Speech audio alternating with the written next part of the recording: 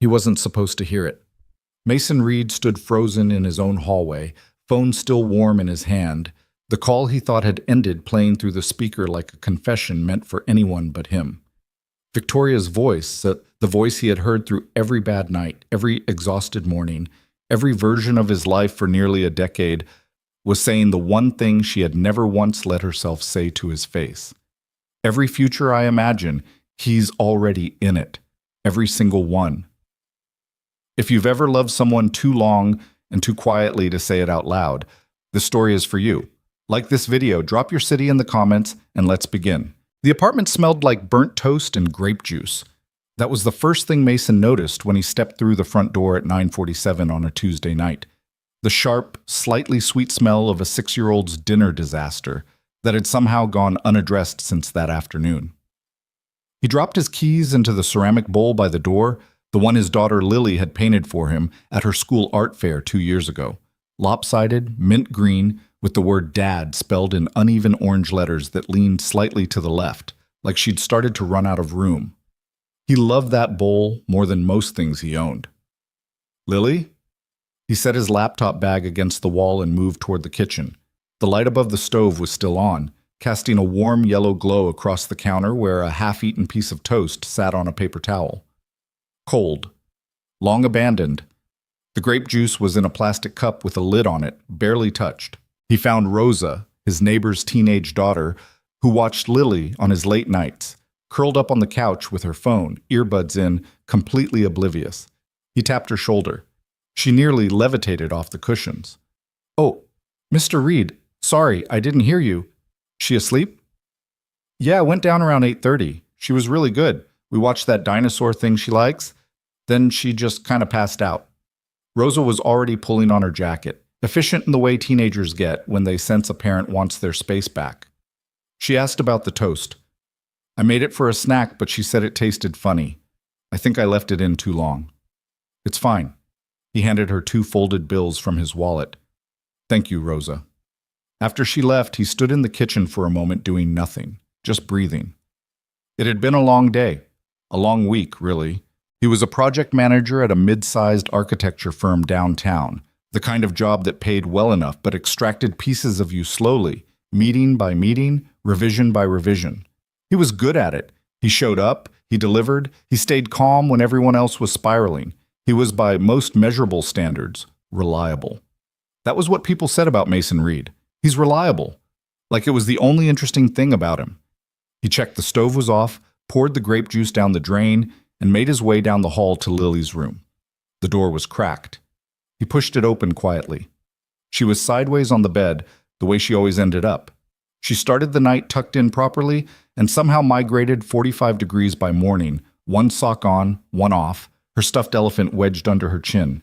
Her dark hair was fanned out across the pillow. She had her mother's nose, slightly upturned, and Mason's stubborn jaw, which he'd noticed lately with something between pride and dread because he knew exactly how much trouble that jaw could make.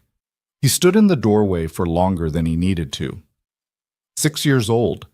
He'd been doing this alone since she was 14 months old, since the night Danielle had sat across the kitchen table and told him, with almost clinical calm, that she wasn't built for this. For what? He'd asked. She gestured at the baby monitor on the counter, at the dishes, at him. For any of it. She'd left 2 weeks later. New city, new life, occasional birthday cards that Lily was too young to understand and Mason was too tired to explain. He wasn't bitter. Or maybe he was, somewhere underneath, but he'd buried it so deep and so long ago that it had stopped feeling like bitterness and started feeling like just the shape of his life. He pulled Lily's blanket back over her, repositioned the elephant so it wouldn't fall, and backed out of the room. In the hallway, he pulled out his phone to text Victoria. "Heading home from the office?" he typed, then changed it to, "You up?" Then deleted that too because it sounded weird at 10 o'clock on a Tuesday. He finally just typed, "Long day. Hope yours was better." He'd known Victoria Langford since they were 22 and 20 years old, respectively, sitting across from each other in a cramped study room at the university library during finals week. She'd borrowed his highlighter without asking and then had the audacity to critique his note-taking system. He told her his note-taking system was fine. She'd said, with complete seriousness, that it was organizationally catastrophic. He'd laughed so hard the librarian had shushed them both. That was 9 years ago. In 9 years, Victoria had gone from sharp-tongued undergraduate with a business major and too many opinions to the CEO of Langford Consulting, a firm she'd built from a spare bedroom and a laptop into a company with 43 employees and offices in 3 cities. She was 30 years old, and she ran her business like she did everything else, with absolute precision, unexpected warmth when you least expected it, and a stubborn refusal to pretend things were fine when they weren't. She was also, by any reasonable assessment, one of the most striking people Mason knew, though he'd trained himself over the years not to linger on that thought. Victoria was plus-size and completely unapologetic about it. She wore structured blazers and silk blouses, and occasionally, on casual Saturdays, oversized sweatshirts that made her look somehow both softer and more formidable at the same time. She had natural hair she wore in a high bun most days, large dark eyes that missed absolutely nothing, and a mouth that curved into a slow, dangerous smile right before she said something you'd be thinking about for 3 days. She was his best friend, his closest person, the one he called when Lily had a fever at 2 in the morning and he was panicking over whether to take her to urgent care, and the one who sat across from him at the small table in his kitchen on Sunday mornings and argued with him about everything from city planning to whether cereal counted as a meal. He trusted her more than anyone alive. Which was why, when his phone buzzed with her name and he picked up, a little too fast if he was being honest, and said, "Hey," and she laughed and said, "I knew you'd still be awake," he felt the familiar loosening in his chest, the day unwinding a little, just from her voice. "Bad day?" she asked. "Middling." He moved into the living room and lowered himself onto the couch. Hendricks pushed back the Creston proposal again. Third time. "That man is a professional obstacle. He's the client. That doesn't make him less of an obstacle." He could hear her moving around Chasam, the sound of heels on hardwood, a door opening. "Hold on, I'm just getting inside." "Late night at the office?" "Dinner with the Mercer people," which was actually fine until their VP decided to share his thoughts on women in executive roles, at which point I smiled so hard my face hurt, and then excused myself to the restroom where I conducted a 15-second internal monologue. Mason smiled despite himself. What did the monologue say? Mostly unrepeatable things, but I came back out and closed the deal, so... A pause, the sound of keys dropping. "How's my girl?" His girl. That was how Victoria always referred to Lily. Not in a presumptuous way, nothing that overstepped, but with genuine warmth, like Lily was a fact she was personally fond of. And Lily was fond of her back, in the uncomplicated, undisguised way children have when they simply decide they like someone. Victoria was the person Lily requested at birthday parties, and the person she showed her drawings to first, and the person she fell asleep on at movie nights without any ceremony whatsoever. "Grape juice incident," Mason said. "Mostly fine, asleep sideways." "Naturally. She asked me last week why you don't live here." A small beat of silence. Not long, just enough to notice. "What did you tell her?" "That you have your own apartment. She said that was a terrible reason." Victoria laughed, but it came out a fraction uneven. "Smart kid. Too smart." They talked for another 15 minutes.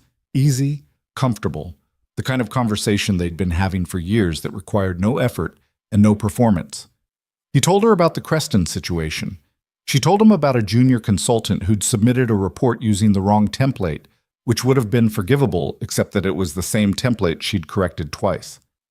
He made her laugh about the toast. She made him feel better about the week. At some point, she said, "Okay, I should go. I've got Diane coming over." Diane was her roommate and oldest college friend, a loud, funny, aggressively honest woman who worked in hospital administration and had strong opinions about reality television and absolutely nothing else. "Tell her I said hi," Mason said. "She'll say something rude back." "I know. That's why I do it." "Night, Mason. Night." He pulled the phone away from his ear. The call had ended. That was what he thought. He looked at the screen and saw that it hadn't ended. The call was still active. The timer was still running. He brought the phone back to his ear. "I don't know, Diane. I can't explain it." He froze. Victoria's voice, but different. Not the easy, composed version she wore in conversation. Something under that, something rawer, the voice she only used when she thought no one was listening. It's not like I planned any of this. You don't plan this. You don't wake up one day and decide that the one person you can't imagine your life without is also the one person you absolutely cannot say that to. Mason sat very still. He didn't breathe. Every time I think about just saying it, I think about losing him, losing Lily, losing Sunday mornings. And I would rather have that and nothing else than say something and blow the whole thing apart. He should have hung up. He knew that even in the moment, he knew it was wrong, that he was hearing something he had no right to hear, that the ethical, decent thing to do was to end the call. He didn't end the call. You've been saying that for 3 years, Diane's voice came through, muffled but clear. At what point does protecting the friendship become just being scared? Those aren't mutually exclusive. Vic, I love him. The words came out flat and exhausted, like she'd been carrying them for so long they'd worn grooves into her. I love him, and I have loved him for years, and every future I imagine, and every single one, Diane. He's already there. Him and Lily and Sunday mornings and all of it. It's been like that for so long, I don't even remember what it felt like before. She laughed, but it had nothing funny in it. But he doesn't see me that way. He can't. I'm his best friend. I'm the reliable one. I'm the one he calls because he needs someone, and I'm always there. That's what I am to him. Diane said something Mason couldn't quite catch, something low and insistent. It doesn't matter, Victoria said. It doesn't matter what I want. The life he's built, the life he's made for Lily, that matters. Blowing that up because I have feelings I should have handled years ago, that's not something I'm willing to do. Another pause. I just needed to say it out loud. Once. To someone. Because keeping it in the same box every single day is... Her voice fractured, just slightly. Just for a second. It gets heavy, is all. The call ended. This time for real. Mason sat without moving for a very long time. Outside, a car passed on the street below. Somewhere down the hall, Lily shifted in her sleep. He heard the small creak of her mattress. The apartment was quiet around him in the particular way it got late at night, full of its own small sounds and his own large thoughts. Every future, I imagine. He's already there. He put his phone face down on the cushion beside him and pressed his hands over his eyes. He was not the kind of man who fell apart. He was reliable, steady, the kind of person other people leaned on because he didn't lean back. That had been his whole architecture for years. Build something stable. Give Lily something stable. Don't let anything tilt the foundation. But there was a weight sitting in his chest now that felt nothing like stability. It felt like something coming loose, like a nail that had been holding for years under quiet pressure, finally giving way. He thought about the first time Victoria had come to the apartment after Lily was born, not when Danielle was still there, but after, when it was just him and the baby, and the particular terror of being the only adult in a small space with a 14-month-old who didn't understand yet that her mother wasn't coming back. Victoria had shown up with takeout and a truly absurd number of baby wipes because she'd read somewhere that you could never have too many. She'd sat on the floor with Lily for 2 hours, making faces, getting covered in whatever Lily was eating, laughing at herself with zero self-consciousness. He thought about her at Lily's 3rd birthday, how she'd organized the whole party because Mason had been knee-deep in a work crisis, and how she'd stayed after and cleaned up and then made him eat dinner because he'd forgotten to, and then sat with him while he quietly admitted he'd cried in the bathroom earlier that afternoon, overwhelmed, and she hadn't made a single joke, just sat beside him. Let it be what it was. He thought about the argument they'd had 2 years ago, a real one, the kind that came from a real place. He'd been distant for weeks, and she'd finally called him on it, direct and unflinching.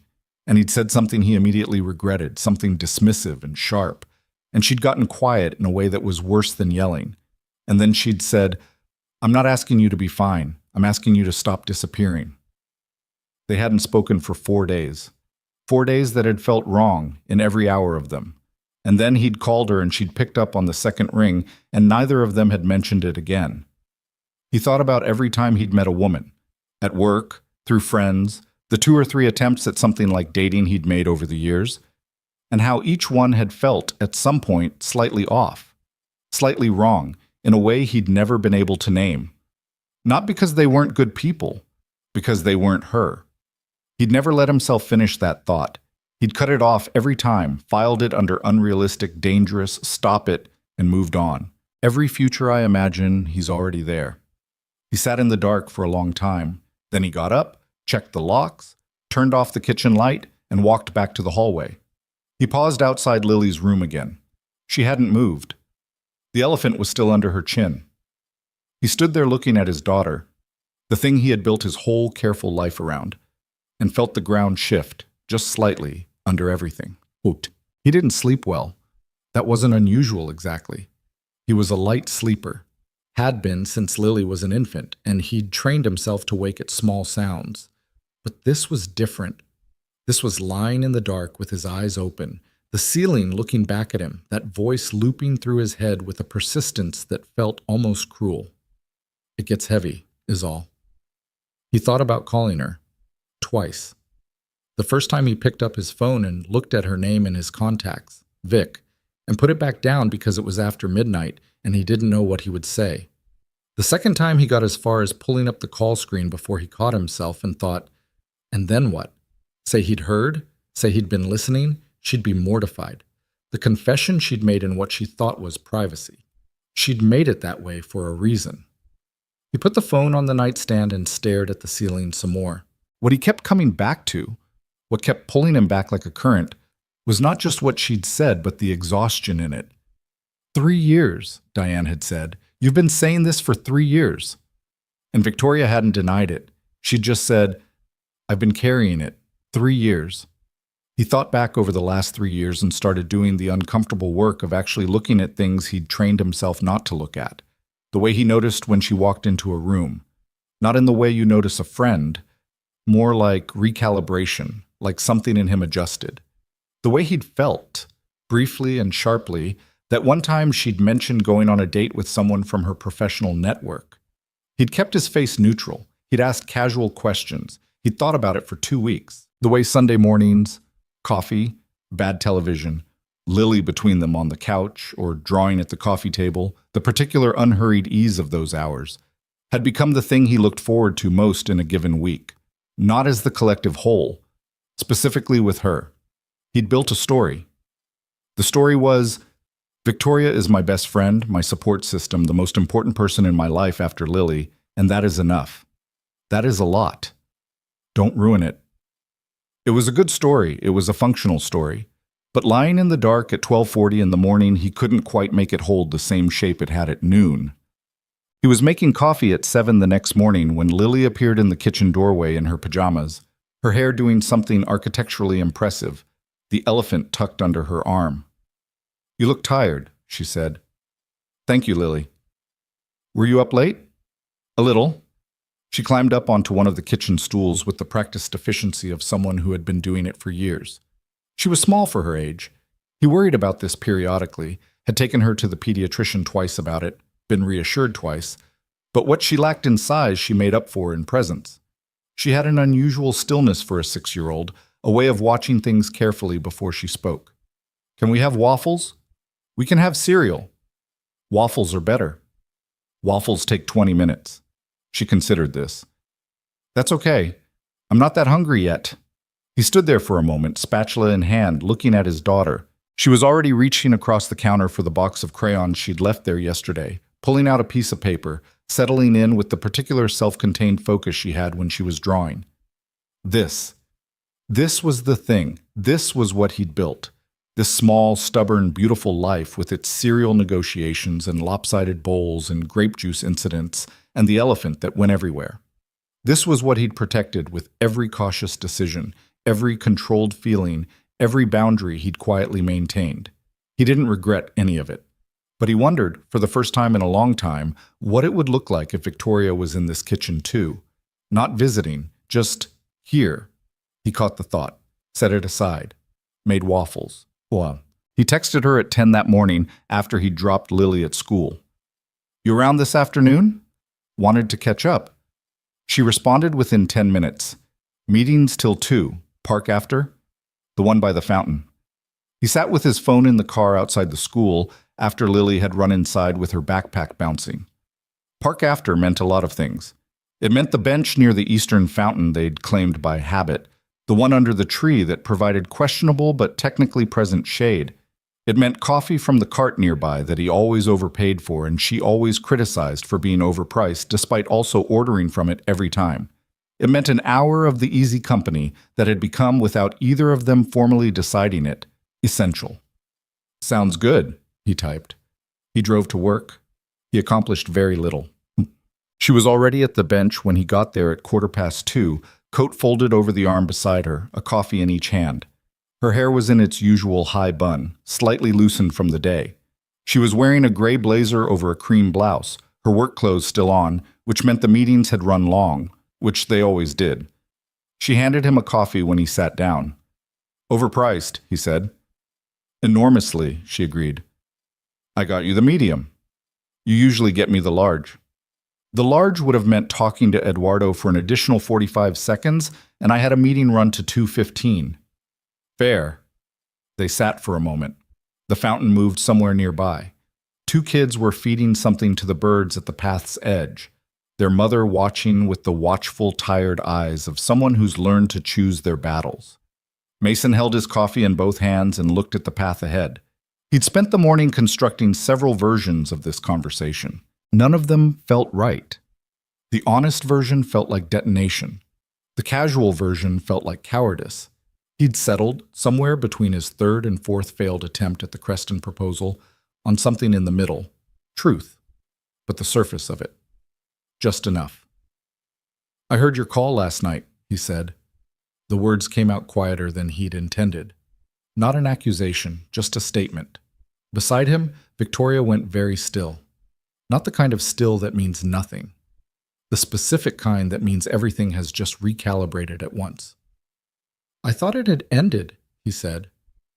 "I wasn't listening on purpose, and I should have hung up. I know that. I stayed on longer than I should have, and that's on me, and I'm sorry for it." He could feel her not looking at him. He wasn't looking at her either. "How long did you—" Her voice was careful, controlled, but barely. "What did you hear?" "Enough." A long pause.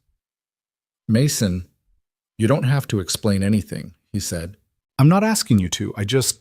He stopped. Tried again. "I couldn't sit with it and act like I didn't know. That felt dishonest. And we don't do that. The fountain, the birds, the mother deciding that yes, this was worth intervening in after all." "I'm embarrassed," Victoria said, finally, at a volume that suggested it cost her something. "I want you to know that. Whatever you think you heard, I don't think I heard anything. I know what I heard." She exhaled, slow. "Okay." A pause. "Okay." Another long quiet. "How long?" he asked. She didn't pretend not to understand the question. "A while." She turned the coffee cup in her hands. "Longer than I'd like to admit to you right now, honestly." She laughed once, brief and hollow. "This is mortifying." "It's not." "Easy for you to say." "Victoria." He said her name the way he rarely did, with full weight, without the shorthand. She turned finally and looked at him. Her eyes were steady but working hard to be. "It's not mortifying. None of it is." She watched his face. "I need to say something," he said.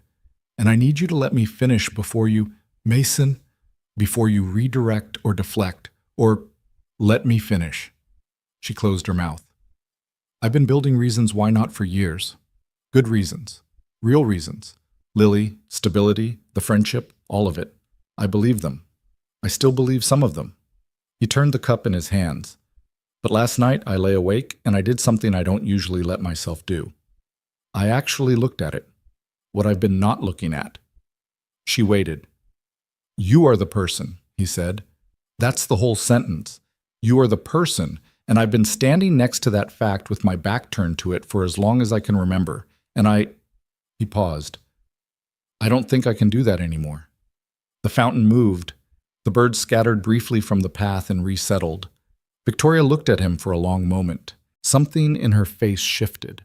Not falling apart, but releasing. like a thing held too long under pressure, finding a way to breathe. "You heard me say I was afraid of losing you," she said. "I heard that. That's still true. I know. I'm not going to just—" She pressed her lips together. "I'm not going to pretend that one conversation fixes the part where I've been terrified for years. That doesn't just go away. I'm not asking it to. And Lily loves you," he said. "You already know that. She told you to move in. She's 6, and she's already ahead of both of us." Something broke loose in her expression, not quite a smile, something more complicated and more honest than that. "She is ahead of both of us," Victoria said. "Significantly." A pause. "I'm scared," she said. The words came out plainly, without decoration. "I need you to know that I'm scared. Not of you. Of it not working. And then what? Of what we'd lose." "Me too," he said. "I've been scared of that for as long as I've known I had something to be scared about." She looked at the fountain. "What do we do with that?" He thought about it. Not a quick answer. An actual answer. "I think," he said slowly, "that we've been protecting the friendship from something that was already part of the friendship. And I don't know exactly what comes next, but I think we start with telling the truth instead of managing it." She sat with that. Then, quietly, without fanfare, without the relief of a clean resolution, she reached over and put her hand over his where it rested on the bench, not holding it, just placing it there, warm and present and careful. "Okay," she said. It was not the end of anything. Both of them knew that. It was the beginning of a longer, harder, more important conversation. The kind that doesn't resolve in an afternoon on a bench, the kind that gets interrupted by work and Lily's school schedule and old fears that don't evacuate just because you name them. But it was the first true thing. The first one neither of them walked away from. Mason looked down at her hand on his, then at the path ahead, then, briefly, at the side of her face while she looked at the water. He thought about Sunday mornings. He thought about waffles. He thought, "I've been standing next to this with my back turned." And he thought about how much had gone by while he was turned away. And he thought that was enough. That was finally enough. He didn't say any of that. He turned his hand over slowly and held hers back. Neither of them said anything for a while after that. The fountain moved. The afternoon moved. The two of them sat on the bench under the tree, holding on carefully to the thing they'd been afraid to hold. And for the first time in years, neither of them let go. They didn't talk about it again that night. That was the strange part, that after everything, after the bench and the fountain and the careful weight of her hand on his, they walked back to the coffee cart, ordered refills they didn't need, and spent the next 40 minutes talking about her junior consultant's template problem and whether the city should have repaved that particular stretch of the park path 2 years ago. Normal things. The kind of conversation that required nothing from either of them except presence. It felt almost like nothing had happened, except that it had, and both of them knew it. And every so often, in the gaps between sentences, Mason would catch something in Victoria's expression. Not quite discomfort, not quite ease, something in between. And he knew she was doing the same thing he was, turning it over, trying to figure out what shape this new thing was, now that it was out in the air between them instead of locked away separately where it couldn't cause trouble.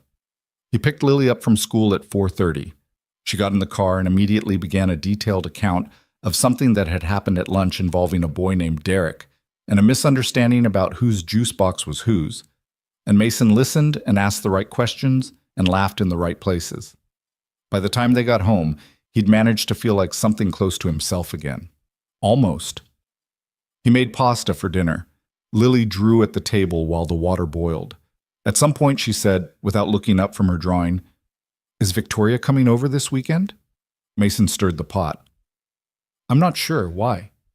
"I want to show her my new drawing. It's a horse, but the legs are wrong." She held it up. The horse did in fact have legs that were doing something anatomically ambitious. "I think I need help." "I don't think Victoria knows more about horse legs than you do. She knows more about everything than everyone." He set the spoon down and looked at his daughter. She'd already gone back to drawing, correcting the legs with a confidence that suggested she'd already solved the problem on her own and had just needed to say it out loud. 6 years old and already working through things by talking about them. He thought, she gets that from you. He didn't know exactly where the thought came from, only that it was true, and that he'd been watching it happen for years without naming it. The way Lily had picked up Victoria's habit of stating the problem plainly instead of circling around it.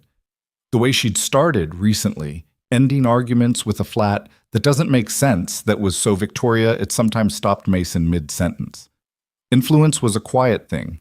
It happened in the small hours, the ordinary afternoons, the Tuesday dinners. You didn't notice until one day you looked at your kid holding a drawing with wrong horse legs and thought, she already sounds like the person I've been too afraid to keep. Victoria, for her part, drove home from the park feeling like someone had rearranged all the furniture inside her while she wasn't looking. Everything was still technically there. Nothing was missing, but nothing was where she'd left it either, and moving through the space required more attention than it used to. She made it back to her apartment, dropped her bag, and stood in her kitchen for a full minute doing nothing. Diane was out. Thank everything. She did not have the bandwidth for Diane right now. For the eyebrow, the pointed question, the relentless emotional accuracy that made her a good friend and occasionally an exhausting one. Victoria poured a glass of water and stood at the counter drinking it and tried to think clearly. He knew. That was the fact she kept bumping into. He knew, and he hadn't stepped back. He hadn't gone quiet and careful the way people do when they're about to manage you out of a situation. He'd said something. He'd sat next to her on a bench in the middle of a Tuesday afternoon and said, "You are the person," and then held her hand. And now she was standing in her kitchen at 5:30, feeling like the ground was made of something slightly different than she'd always assumed. She was glad. She was also terrified. Both of those things were completely real, and she wasn't going to pretend otherwise. The fear wasn't dramatic. It wasn't the kind of fear you could name in a moment and be done with. It was quieter and more specific than that. The fear of someone who had already decided years ago what she was willing to lose and what she wasn't. She'd made her calculations. She'd accepted them. And now the calculations were wrong, or at least incomplete, and she didn't know yet what came after that. She set down the glass and picked up her phone. She looked at his name in her contacts. She put the phone face down on the counter and went to wash her face. 3 days passed. They texted. Nothing unusual, nothing that referenced the bench. He sent her a photo of Lily's corrected horse drawing with the caption, "She fixed the legs." She sent back the anatomical accuracy as genuinely impressive. They made vague plans for Sunday that neither of them confirmed or canceled, existing in a kind of tentative orbit that felt new and slightly strange and also, Mason had to admit, not entirely bad. There was something different about talking to her now, not worse, not easier exactly, just different in a way he was still figuring out, like listening to a song you've heard 100 times and suddenly noticing a note that had been there all along. He caught himself doing things he hadn't consciously done before, noticing when she said something that made him laugh more than it should have, noticing when she'd obviously had a bad day from the 3-word text she sent instead of her usual paragraph-length ones, noticing in a sharper, more deliberate way that he'd stopped letting himself deflect from. It was uncomfortable. He hadn't promised himself it wouldn't be. On Thursday, they ended up at the same coffee place near his office for a lunch neither of them had specifically planned. She'd been there for a client meeting that ran short. He'd come to buy an overpriced sandwich and think. They saw each other through the window at approximately the same moment. She'd made the particular face she made when something was simultaneously inconvenient and unsurprising. He'd gone in. They'd taken the corner table, the small one near the window that was really designed for one person, but they'd been sharing variations of it for years. Her laptop was open. He put his bag on the chair and ordered at the counter and came back and sat down and said, "You could have pretended not to see me." "I thought about it," she said, not looking up from her screen. "What stopped you?" "Basic human decency." She typed something. "And you'd already made eye contact." He unwrapped his sandwich. She kept typing for another 30 seconds before closing the laptop with the resigned air of someone accepting an interruption they actually wanted. "How's Creston?" "Still a disaster. Hendricks approved the revised concept this morning and then by afternoon had somehow convinced himself he'd asked for something else." Classic. His assistant actually pulled up the email chain to show him, in the meeting, in front of everyone. He paused. "I felt bad for exactly 2 seconds, and then I felt vindicated." "That's appropriate." Thank you. She picked up her coffee. He ate his sandwich. Outside, a group of office workers passed in a cluster, someone in the middle talking too loudly on their phone about a pipeline. How's the Mercer account? He asked. Fine. Moving. The VP who made the comment at dinner sent an email this morning that was technically an apology. Technically. Technically, as in it contained the word sorry and then immediately explained why he wasn't entirely wrong. She looked at the street. I've started cataloging these. The qualified apology, the preemptive redirect, the I didn't mean it that way where the that way is doing a lot of structural work. You should publish it. I should. A field guide to saying sorry without meaning it. I'd write it in a week. I'd buy it. You'd get it for free. I'd make you proofread it. He smiled. She did too. Briefly, the real kind. Not the composed professional version, but the one that appeared when her guard was slightly down and something actually landed. Then they both looked at their respective things, sandwich, coffee, and the easy moment passed into something slightly more weighted. Are we okay? She said eventually. She didn't look at him when she asked it. She was turning the coffee cup. He thought about the question. Not what he wanted to say. What was actually true. I think we're in the middle of something, he said. But yeah, we're okay. She considered that. The middle of something is not the same as okay. No, but it's not okay either. She looked at him then. Her eyes did the thing they did sometimes. That careful, direct assessment that felt like being read in a way that might or might not be comfortable. He held it. I keep waiting for it to feel weird, she said. Between us. Does it?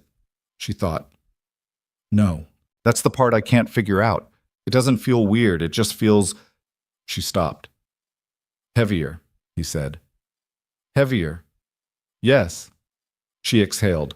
Like I'm paying more attention to things I used to let go by without noticing. Same. She set the cup down.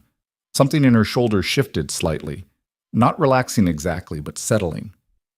I don't know how to do this, she said. I want you to know that. I don't mean this. I mean, she gestured between them. Navigating whatever this is while also not torpedoing everything. I don't have a framework. You always have a framework. I really don't for this. I've checked. He thought about that. Maybe we don't need one yet. That's very uncomfortable for me. I know. She gave him a look that was equal parts exasperated and genuine, and something else he'd been noticing more carefully in the last 3 days. You're handling this very calmly, she said. I'm not calm. I'm just quiet about it. What are you not calm about? He was quiet for a moment. On the street, a delivery truck was maneuvering into a spot that was clearly too small for it. Both of them watched it fail and try again. I keep thinking about Lily, he said. Victoria waited. Not in a bad way. Not like she's a reason to pull back or slow down. But she's already attached to you. She already has you in her life in a way that's real and consistent and meaningful. And he paused. If this goes badly, if we try something and it doesn't work and we lose each other, she loses you too. He turned his coffee cup. She doesn't get a choice in that, and that's heavy, Victoria said quietly. Yeah. She was quiet for a long moment. Outside, the truck finally made it into the spot with about 4 inches to spare. I think about that too, she said. For what it's worth. She looked at him. I think about all of it. I think about what it means to be in someone's life, in Lily's life, in a way that's not just weekend visits and school pickups. What it would actually mean to be there, all the way. What I'd be committing to. And it doesn't scare me the way you might think it would. She looked down. The actual day-to-day of it, the hard version, She made a small, slightly helpless gesture. Grape juice incidents. He stared at her. The grape juice. It's an example, she said, slightly defensive. I'm using it as a metaphor. For what? For the real parts, the not curated parts. I'm not scared of that. She looked at him. I'm scared of wanting all of it and being wrong about whether I'm ready for it. Those are different things. He sat with that. He thought about the version of this he'd been carrying in some locked-off corner of his chest. Not a fully formed thought, more like a shape he hadn't turned toward. The version where Sunday mornings weren't just Sunday mornings, where the person who already knew where he kept the spare key and already knew Lily's comfort routines and already knew exactly when he was having a bad week by the particular way he texted, where that person was just there, all the way there. He'd been so careful not to want it. I made a lot of decisions after Danielle left, he said, about what I was and wasn't going to risk, what I was and wasn't going to let in. He looked at the table. Those decisions made sense at the time. They protected something real. I know, she said. I watched you make them. They also... He stopped. I think I made some of them past their usefulness, and just kept holding them because they were familiar. Victoria didn't say anything right away. She was looking at him in that full, careful way. For what it's worth, she said, the whole time you were making those decisions, you were still one of the best people I knew. Not because you were guarded, despite it. She paused. I want you to know that. Not because it changes anything, just because it's true. He looked at her for a long moment. You're better at this than I am, he said. At what? At saying the true thing plainly. I have a 20-year head start on being deeply uncomfortable with this particular situation, she said. I had to get good at talking around it. He laughed. A real one. Short and surprised. She smiled at the table. They sat there a while longer. His sandwich finished, her coffee cooling, neither of them in any particular hurry to move.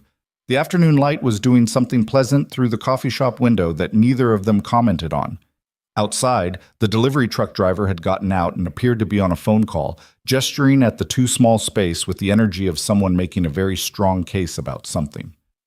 Sunday, Victoria said eventually, packing up her laptop. Sunday, he confirmed. It wasn't a plan exactly. It wasn't a declaration. It was what it always was. A standing fact. A routine that had been part of both their lives so long it had stopped needing to be proposed. But it felt different as she said it now. Not heavier, just more deliberate, like something they were both choosing, consciously, on purpose. She stood, shouldered her bag, and then paused. She looked at him. Mason? Yeah. Thank you for not making it weird. I'm sure I'll make it weird eventually. Probably, she said.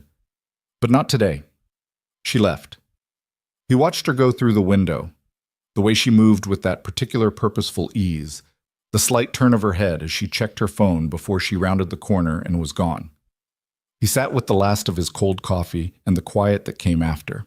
He thought about 9 years, the whole long line of them, every version of what they'd been to each other, every way the thing between them had shifted shape without either of them formally acknowledging it. He thought about all the things said in coffee shops and park benches and Sunday mornings that had added up to something that didn't have a category yet. He was a man who liked categories. He liked knowing where things went. He'd built an entire life on knowing where things went. This thing didn't have a place yet. He was less afraid of that than he thought he'd be. He put on his coat, left a tip, stepped back out into the afternoon. Sunday came the way Sundays do. Not dramatically, but with a kind of settled weight. Lily had been up since 6:30, which Mason knew because he'd been lying awake since 6:15, thinking, and Lily appeared in his doorway at 6:31 with the elephant and the information that she was hungry, and also that she had been thinking about horses again. He made waffles. Victoria texted at 8:47, bringing the thing from that coffee place you pretend you don't love. He typed back, I've never pretended. You've definitely pretended. I tolerate it. You ask for extra of the thing. He put the phone in his pocket and finished the batter. When she knocked at 9:15, Lily was already at the door before Mason reached the hall. She yanked it open with both hands and stood there looking up at Victoria with the straightforward appraisal of someone who had been anticipating this. I fixed the horse legs, she announced. Victoria stepped inside, coffee carrier in one hand, the white bakery bag in the other. She looked down at Lily with complete seriousness. Show me. Lily turned and ran for the kitchen. Victoria followed, and by the time Mason came around the corner, Victoria was sitting at the kitchen table with the drawing held at arm's length, examining it with the concentration she usually applied to quarterly reports.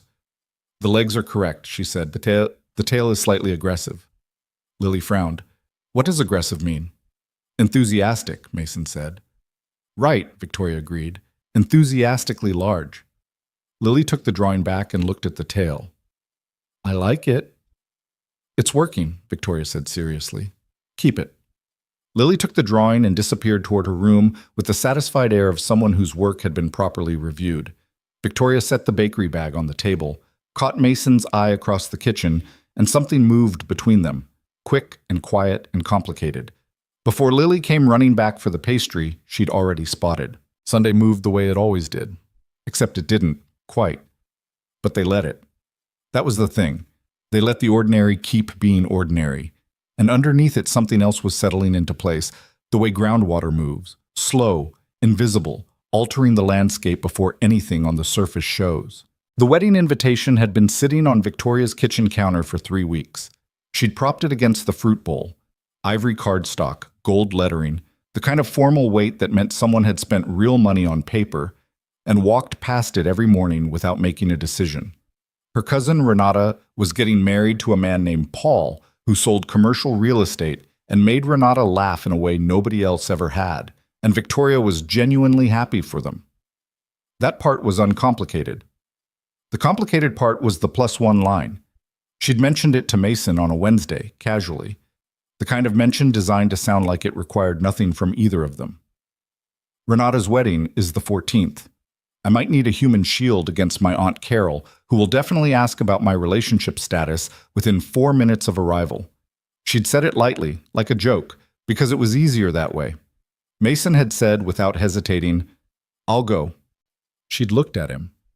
You don't have to. I know. He'd already gone back to whatever he was reading. What time? That was 6 days ago. They hadn't discussed it further. Rosa was confirmed for Lily. Victoria had bought a dress.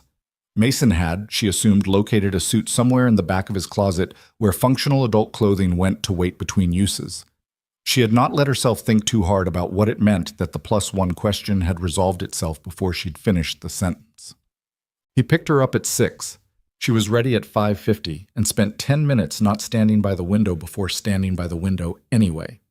When his car pulled up, she counted to 30 before going downstairs, which felt like an embarrassing thing to do, but she did it regardless. He was leaning against the passenger side door when she came out, jacket on, tie slightly off-center the way his ties always were, because he never fully committed to the last half-inch of tightening. He looked up when he heard the door. She watched him take her in. Not a slow look, not performed, just the natural, unguarded second that happened before people remembered to be composed. His expression didn't change dramatically, but something in it settled differently. The tie, she said, reaching him. I know.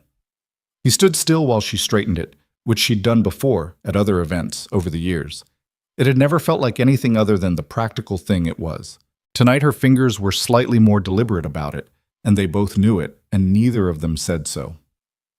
Better, she said. Thank you. They got in the car. Boss. The venue was a converted estate about 40 minutes outside the city, the kind of place with original stone walls and ivy that people spent enormous amounts of money renting for exactly one evening. The main hall had been dressed in cream and deep green, candles on every surface, the whole thing warm and slightly amber lit in a way that made everyone look more beautiful than they usually did. Victoria had been to enough events in her professional life that venues didn't impress her, but she noticed, walking in beside Mason, the particular effect of candlelight at close range, and made a conscious decision not to read into it. Her Aunt Carol found them within 6 minutes. Victoria had given herself 4, so this felt like a minor victory. Carol was 63, sharp-eyed, affectionate in the specific way of women who love you, and also have opinions about every choice you've ever made. She came at them from the left near the welcome table, both arms already extended. Victoria. Air kisses. Then she turned and looked at Mason with the frank assessment of someone who has been waiting to do exactly this. And who is this? Mason Reed, he said, extending his hand. Victoria's friend, Victoria said. Friend, Mason agreed. A beat. Close friend. Carol looked between them the way people look at a painting they're trying to decide if they like. Close friend, she repeated. Mason, this is my Aunt Carol. What do you do, Mason? Project manager, architecture firm downtown? Carol's eyes moved to Victoria's. He has a good handshake. I'll tell him you said so. I'm right here, Mason said. I know, Carol said pleasantly. She patted his arm and moved away toward the bar with the smooth exit of someone who had extracted what they came for. Mason watched her go. She's terrifying. She voted for you before you said a word, Victoria said. That's basically a standing ovation from Carol. How do you know? The arm pat. She only does that with people she's already decided she likes. Victoria accepted 2 glasses of wine from a passing tray and handed one to him.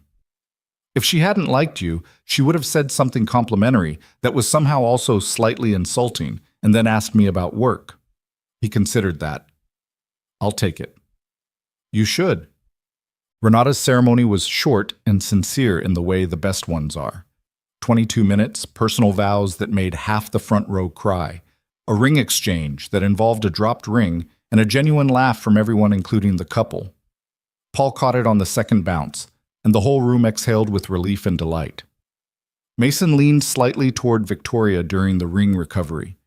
That's going to be the story they tell forever. Absolutely, she said quietly. They'll be dining out on that for 30 years. Good. She looked at him. Good?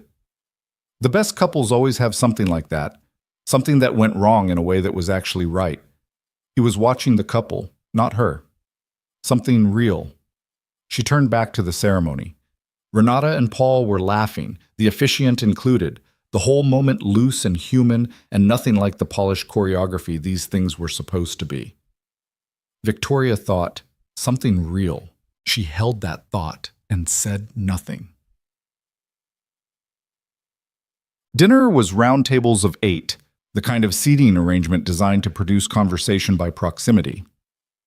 They were seated with 2 couples from Renata's work, an older man named Gerald, who was apparently Paul's former professor, and a woman named Simone who seemed to know everyone and forget no one.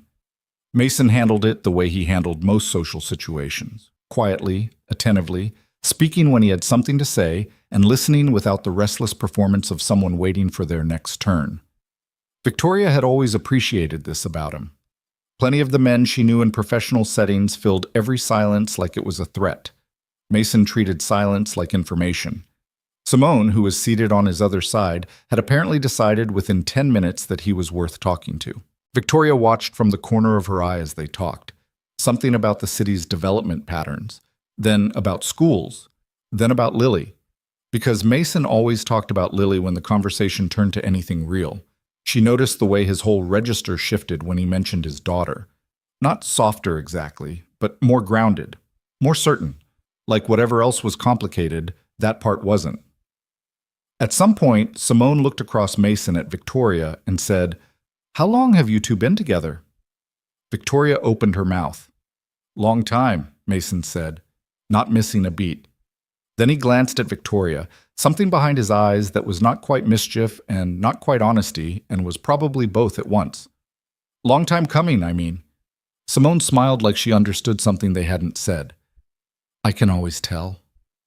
Victoria took a sip of wine and looked at the table setting and decided that was enough of that particular thread. But she felt it. The way his answer had landed, the ease of it, which was worse somehow than awkwardness would have been. Because awkwardness would have meant it wasn't natural yet, and the ease meant it already was. Long time coming. The dancing started at 9. The band was good. Older musicians who played with the competence of people who had done this hundreds of times and still meant it. They opened with something upbeat, got the obligatory group dances out of the way, and by 9:30 had moved into the slower rotation that cleared the floor of everyone who'd only been there for the fun parts. Mason and Victoria had migrated to the edge of the room, near the open French doors that led to the garden. The night air was coming in, cool and slightly floral from whatever was blooming outside. Victoria had slipped off her heels 20 minutes ago and was holding them in one hand, her feet on the warm stone floor. They'd been standing near each other for a while without a specific reason to stand near each other, which was its own kind of reason. "Your cousin looks happy," Mason said. Victoria watched Renata and Paul on the floor, Renata's head against his shoulder, Paul's chin resting on top of it, both of them barely moving. She does. You like him? Paul? Yeah. He's decent. He doesn't try to be impressive, which is... She paused. That matters more than most people think. It does, Mason said. The song moved. Someone near them laughed at something. The candles on the nearest table had burned low, the wax running in slow trails down the holders. We should dance, Mason said. She looked at him. At a wedding, he said. It's a normal thing to do at a wedding. I know what dancing is, Mason. You're looking at me like I suggested something unusual. I'm looking at you like... She stopped. Fine. She set her heels under the edge of the table and followed him onto the floor. It was not a complicated dance.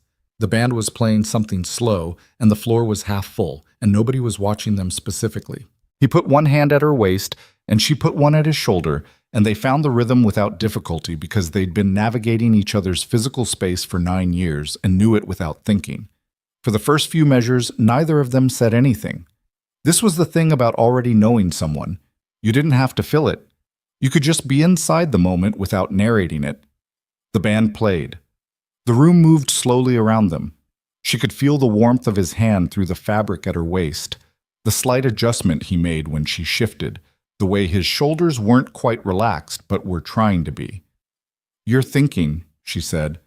I'm always thinking. About? He was quiet long enough that she looked up at him. He was looking somewhere past her shoulder, the way he did when he was working something out. About how many times I've been in a room with you, he said, and let myself believe that what I was feeling was just proximity, familiarity, just the natural result of spending a lot of time with someone you trust. He paused. I got very good at explaining it away. She kept moving, the floor under her feet, the band, his hand at her waist. Mason, I'm not saying this to put pressure on anything, he said. He looked at her now. I'm tired of explaining it away. That's all I'm saying. She held his gaze. Around them, other couples moved in their own quiet orbits, indifferent to the specific weight of this particular 4 square feet of dance floor. Can I ask you something? She said. Yeah. When you think about... She stopped, started again. When you imagine what the future looks like, not specifically, not a plan, just the general shape of it. She took a breath. Am I in it? It was the question she'd been carrying in one form or another for 3 years. The one she'd only ever said out loud to Diane in the privacy of a phone call she thought had ended. Saying it to his face, in a room full of people, while he was holding her, felt like standing at the edge of something very high with her eyes open. He didn't answer immediately. She felt him slow slightly, the dancing becoming almost still, a slight withdrawal from the rhythm. His hand at her waist didn't move. He was just looking at her with that particular look that meant the controlled surface of him was operating at capacity. Yes, he said, you're in all of it. You've been in all of it for, I don't even know how long. A beat. Every woman I ever met, every time I tried to imagine something with someone else, there was always this. He made a slight motion with his head that she understood to mean you, always you. I stopped dating seriously 2 years ago. I told myself it was because of Lily, because of timing, and Lily was part of it, but she wasn't all of it. The band transitioned, barely perceptible, one slow song folding into the next. I was already gone, he said. I just didn't let myself say it. Victoria stood in the middle of a wedding dance floor in her bare feet and felt something she'd been holding for years release its grip on her sternum. Not dramatically, not the way it happened in movies with a rush of music and clarity, just a slow, profound easing, like a breath she'd been holding so long she'd forgotten what breathing normally felt like. Her eyes were doing something she would later deny. I need you to understand, she said, keeping her voice even, that I've been carrying this for a very long time, and I spent most of that time convinced I was being, she searched for the word, strategically patient, protecting something.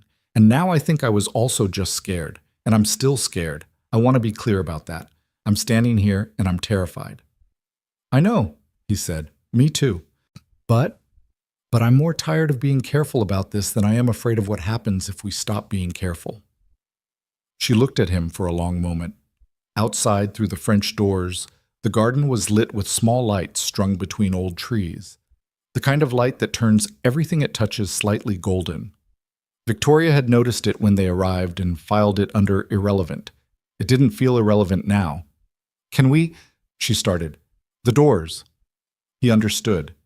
He took her hand, not the careful, tentative way from the park bench, but directly with purpose, and led them off the floor and through the open French doors into the garden.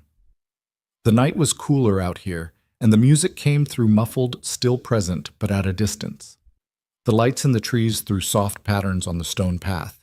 Somewhere across the garden, two other guests were having a quiet conversation near the far hedge, too far to hear. Victoria stood on the stone path and looked up at the lights and pulled in a long breath of night air. Mason stood beside her. He hadn't let go of her hand. 9 years, she said. 9 years, he agreed. We are both incredibly stubborn people. Objectively, yes. She laughed, a real one, sudden and slightly wet around the edges in a way she was going to blame on the wine later. She turned toward him. He was already turned toward her, which she'd half known without looking. "I don't want to do another 9 years of this," she said. "Neither do I.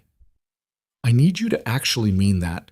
Not in the moment, not because it's a wedding and there are string lights and I'm apparently—" She gestured at herself.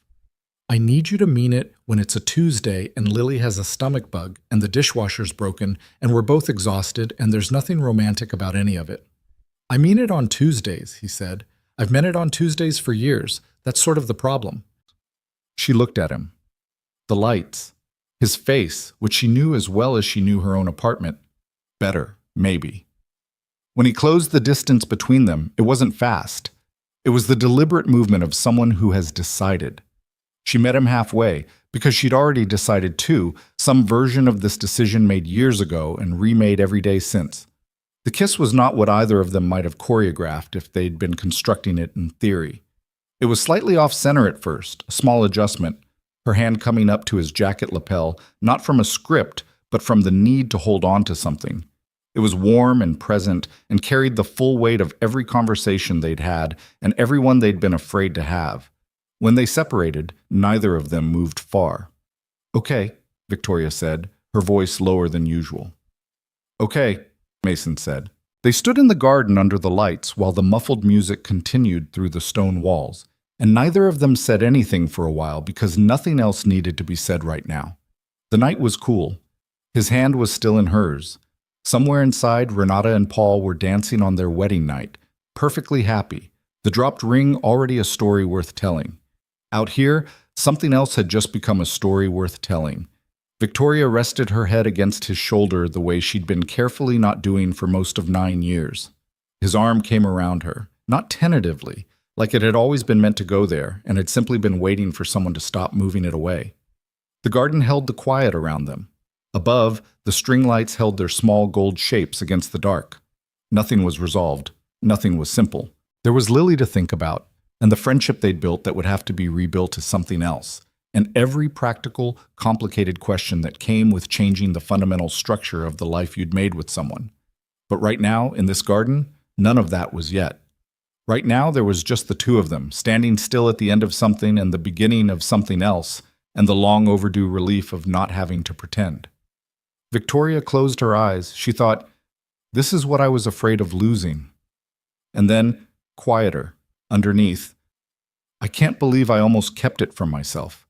Mason stood with his arm around her and looked at the lights and the trees and didn't think in words. He just stayed, present and still and exactly where he was, no part of him reaching for an exit. After a while, music changed. A louder song started up inside, breaking the mood enough that other voices began drifting from the direction of the French doors. Guests migrating, the reception reaching its later, looser hour. Victoria lifted her head. "We should probably go back in," she said. "Renata will notice. Carol definitely already knows. Carol knew when I walked in the door." She straightened up, not pulling away, just adjusting. "She's going to say something unbearable." "I can handle Carol." "You have no idea what you're agreeing to." "Probably not," he said. He looked at her. Something easy in his face now, The strain of the last several days finally let go. But I'll figure it out. She looked at him a moment longer. Then she took his hand again, different from the bench. Not cautious, not exploratory, just the straightforward fact of it. They went back inside. Carol, who was standing near the bar with a glass of something and an expression of elaborate innocence, caught Victoria's eye across the room and raised her glass a fraction of an inch. Victoria looked away and didn't smile. She smiled when Carol couldn't see it. The drive home from the wedding was quiet in the way that comes after something significant. Not uncomfortable, not strained, just full. Like a room after music stops, the silence still holding the shape of the sound. Mason drove. Victoria sat in the passenger seat with her heels back on and her window down 2 inches, the cool night air moving through the gap. Neither of them had said much since leaving the venue. They'd said goodbye to Renata, who had hugged Victoria for a long time, and whispered something Mason couldn't hear that made Victoria pull back and give her a look that was half warning and half something softer. They'd navigated the parking lot and the highway on-ramp in the first 20 minutes of the drive without needing to fill it. It wasn't avoidance. It was something closer to the careful way you carry a full glass, deliberately, because you don't want to spill any of it. He pulled up outside her building at 11:40, left the engine running. She didn't move immediately, which was its own kind of answer. "Do you want to come up?" she said. "I have coffee." "It's almost midnight." "I'm aware of what time it is, Mason." He turned off the engine. They sat at her kitchen table with coffee neither of them particularly needed, and they talked. Not about the garden or the kiss, not directly.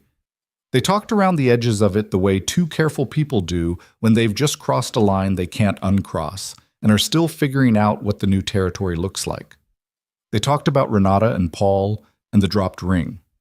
They talked about Carol, who had apparently told Victoria's mother about Mason before the car cleared the parking lot, which meant Victoria would be getting a call in the morning. This produced a brief, complicated look on Victoria's face that Mason had never seen before. "Is that bad?" he asked. "My mother will be—" She paused. "She'll be enthusiastic. Is that bad?" "She's been telling me for 4 years to say something." Victoria wrapped both hands around her mug. "She's going to be very restrained about being right, and it's going to be agonizing." "I like your mother. You've met her twice. She's direct, and she doesn't pretend things are fine when they aren't. I like her." Victoria looked at him across the table. "She's going to ask when you're coming to dinner." "Okay. This week. She's going to ask if you can come this week." "Can I?" Something shifted in her expression, not dramatically, just that quiet internal adjustment he was learning to watch for. "You're not scared of any of this," she said. Not an accusation, more like she was identifying something she hadn't expected. "I'm scared of plenty of it," he said. "I'm just not scared of your mother." She was quiet for a moment. Then she said, "I need to tell you something. And I need you to hear it without fixing it. Just hear it." He set down his cup. "Okay." She looked at the table, not avoiding him, just finding the right arrangement of words. "I've spent a long time being the person who has everything handled," she said. "The business, the reputation, the whole exterior of it. And I worked hard for that, and I don't regret it. But somewhere in building all of that, I got very good at managing how much people could see." She looked up. "With you, it was different. It was always different. You're the only person I've genuinely not been able to manage. And that's—" She exhaled. "That's why it took so long. Because I couldn't control how this felt, and I couldn't figure out how to move forward without being able to control it." Mason listened. He didn't say anything. "I'm telling you this because if we're going to do this properly, and I want to do this properly, I'm not interested in halfway, then I need you to know that I'm going to be bad at it sometimes. Not at caring about you, at the vulnerability, at asking for things instead of just handling them, at letting you see the parts I've been keeping out of frame." She looked at her cup. "I wanted to say that now, before we're in the middle of it and it becomes a thing." He sat with that for a moment. "You've let me see you cry twice," he said. "That's different. You called me at 1 in the morning when the Mercer account almost fell apart 2 years ago and stayed on the phone for 2 hours because you didn't want to be alone with it. That's—" You sat on my kitchen floor with Lily when she was sick last winter, and you stayed until 3 in the morning even though you had a board presentation the next day. He looked at her. Victoria, I've already seen you, not the managed version. I've seen the real one. For a long time. A pause. You're not as sealed off as you think you are. Not with me. She was quiet. I know that, she said finally, at a lower register. I think that's actually what scares me most. Being seen? Being seen by you, specifically. She turned the cup. Because your opinion of me is... She stopped. It matters to me more than almost anything. And there's a version of this where I let you all the way in and you see something you didn't bargain for and I lose... She couldn't finish the sentence, but she didn't need to. He knew what she was going to say. He leaned forward slightly, both forearms on the table. I've known you for 9 years, he said. I've seen you manage a hostile client takeover, and I've seen you eat cereal at my kitchen counter at 7 in the morning without your contacts in, and I've seen you cry at a nature documentary about elephant families, which you made me promise not to mention. I'm asking you. I've seen all of it. The capable version and the tired version, and the version that gets genuinely furious about small injustices in ways that are completely disproportionate and also entirely correct. He held her gaze. There is no version of you I haven't already decided was worth it. She looked at him for a long moment. The elephant documentary? I will never speak of it again. She laughed, a short, real, slightly undone sound. She pressed the back of her hand against her mouth for a second. Then she dropped it and just looked at him, unguarded in a way she rarely was. All the composition of the evening slightly loosened. Okay, she said. Okay? Okay. She nodded. I hear you. It wasn't a declaration of perfect trust. It wasn't a clean resolution. It was Victoria Langford agreeing to try, which anyone who knew her understood was not a small thing. She didn't try at things she wasn't willing to commit to. She didn't commit to things she didn't believe in. The word okay from her, said in that specific voice, carried more weight than most speeches. Mason understood this. He picked up his coffee. They stayed at that kitchen table until nearly 1 in the morning. The days that followed were not cinematic. That was the thing nobody warned you about. That the beginning of something real looked a lot like ordinary life. Tuesday was still Tuesday. Mason still had the Creston project. Victoria still had 43 employees and a Q3 review coming up. Lily still had homework and opinions about horse legs and a complicated relationship with any vegetable that wasn't a carrot. They saw each other the following Saturday. He brought Lily because Lily had specifically requested to see Victoria, citing the unresolved issue of the horse's tail, which she had now decided was actually wrong and required a second opinion. Victoria had cleared her afternoon.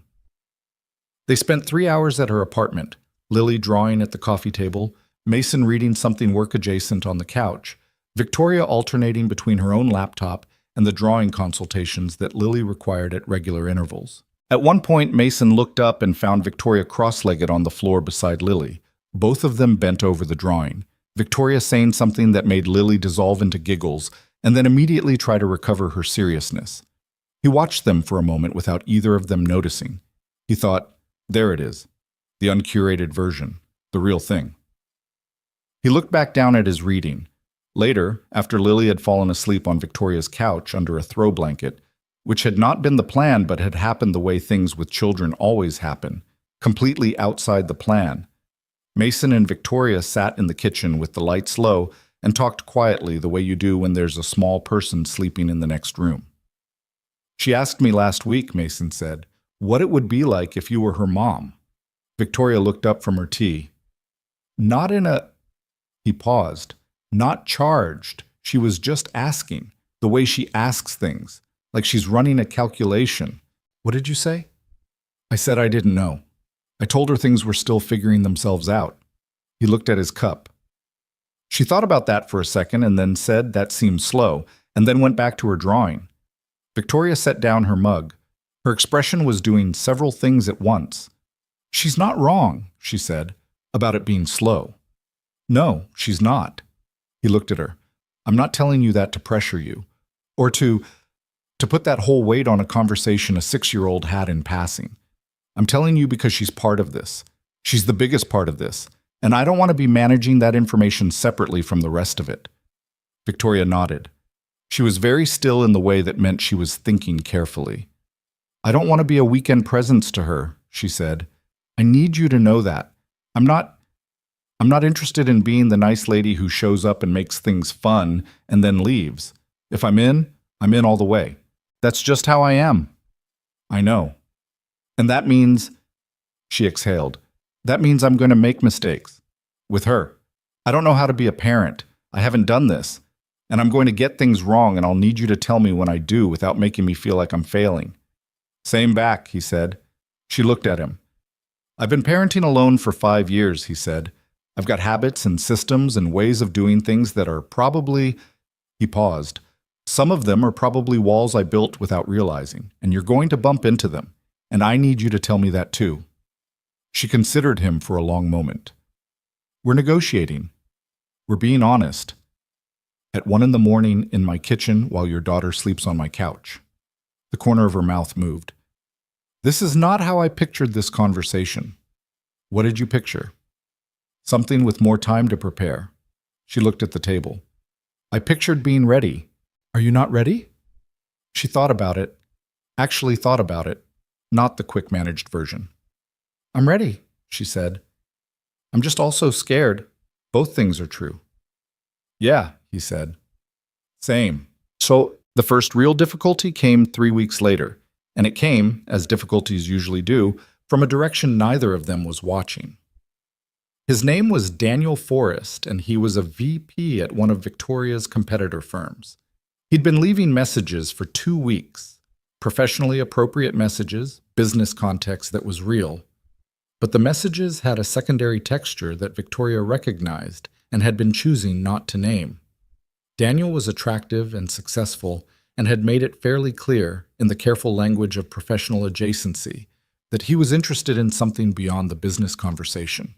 She hadn't mentioned him to Mason, not because she was hiding anything, because nothing had happened and she'd been handling it herself, and mentioning it felt complicated, like introducing a variable into something still new and slightly fragile.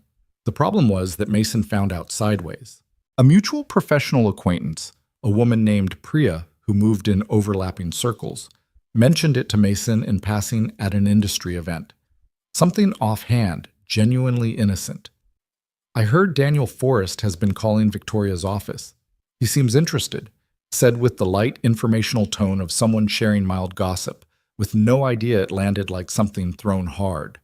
Mason had kept his face neutral, said something inconsequential, and then driven home feeling something he didn't like feeling because it was small and it was his and it was sitting in his chest in a way that made him aware of it every time he breathed. It wasn't jealousy. Or it was, but not the dramatic kind. Not possessive, not irrational. It was quieter and more uncomfortable than that.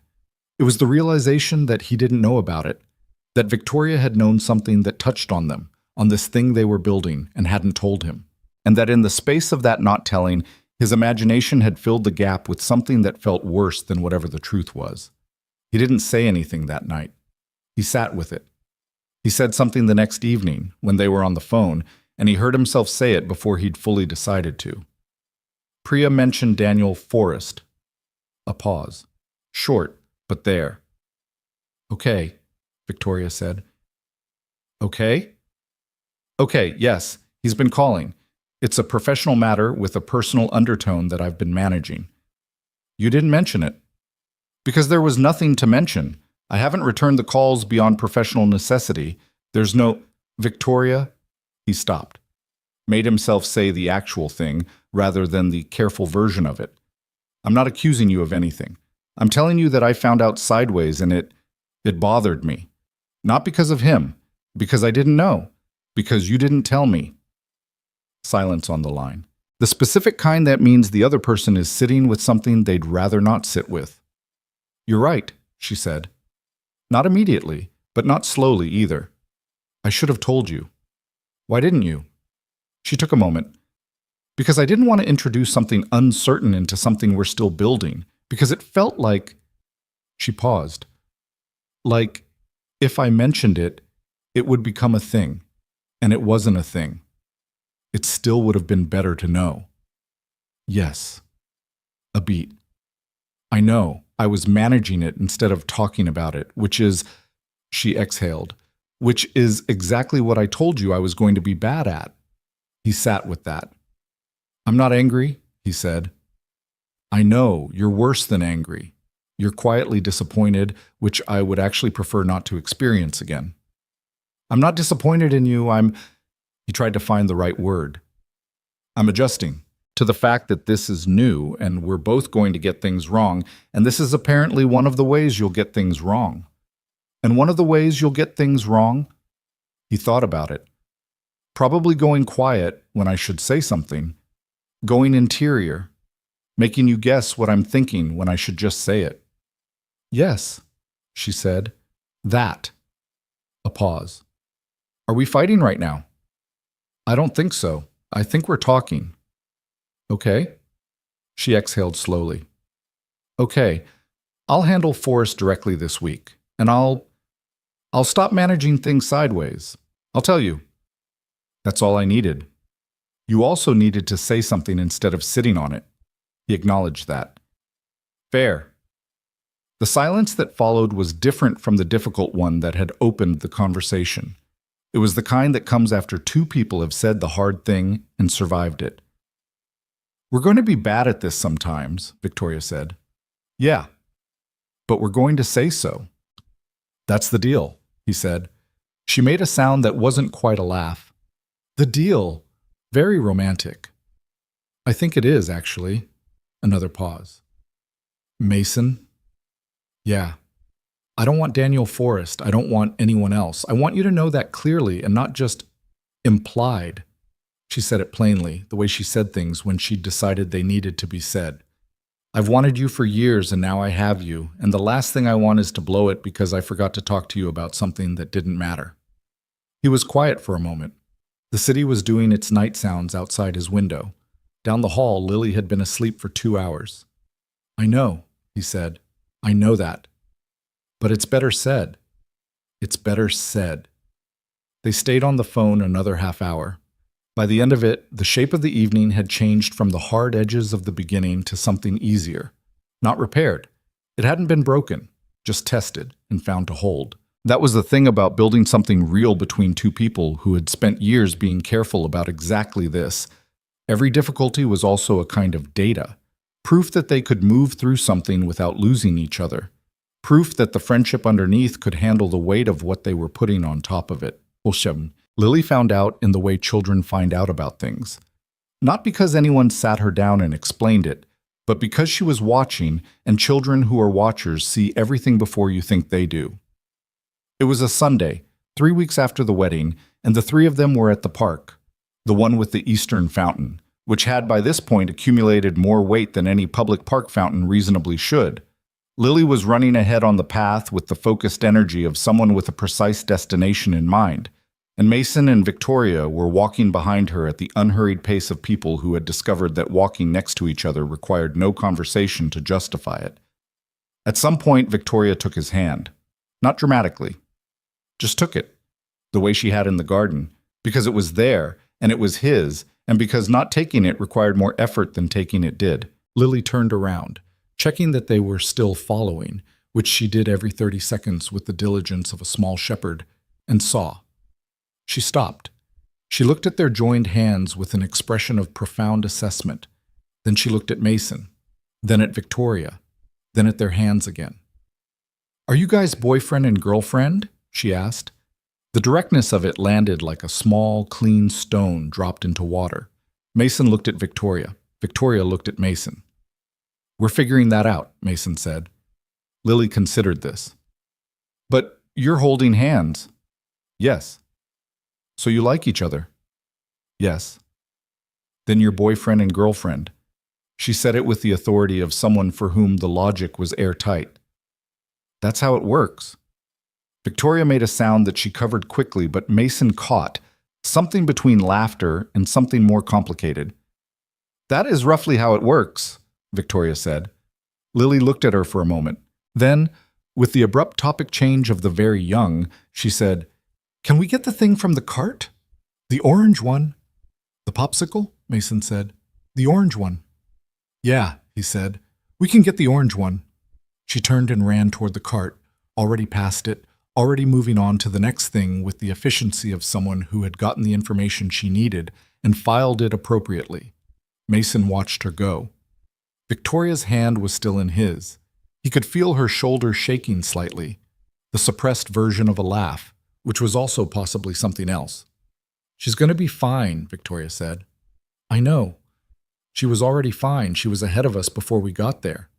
She's been ahead of us the whole time, he said. They walked toward the cart. The afternoon was doing something pleasant with the light, the way late-day sun does in certain seasons when it comes in at an angle that makes everything look slightly better than it is. Lily was already in the cart, standing on her toes, pointing at the orange one. Victoria leaned into his shoulder slightly as they walked. Mason held her hand and didn't explain it and didn't qualify it. It was the first moment he could remember in a long time where he wasn't managing anything. Not the future, not the fear, not the questions that didn't have answers yet. Just the path and the fountain and his daughter at the cart and the person beside him who had somehow been the whole shape of the answer before he'd learned to ask the question properly. It wasn't perfect. None of it was close to perfect. But it was honest. It was mutual. And it was, for the first time in years, entirely unafraid of itself. The first year was not a love story in the way people mean when they say that.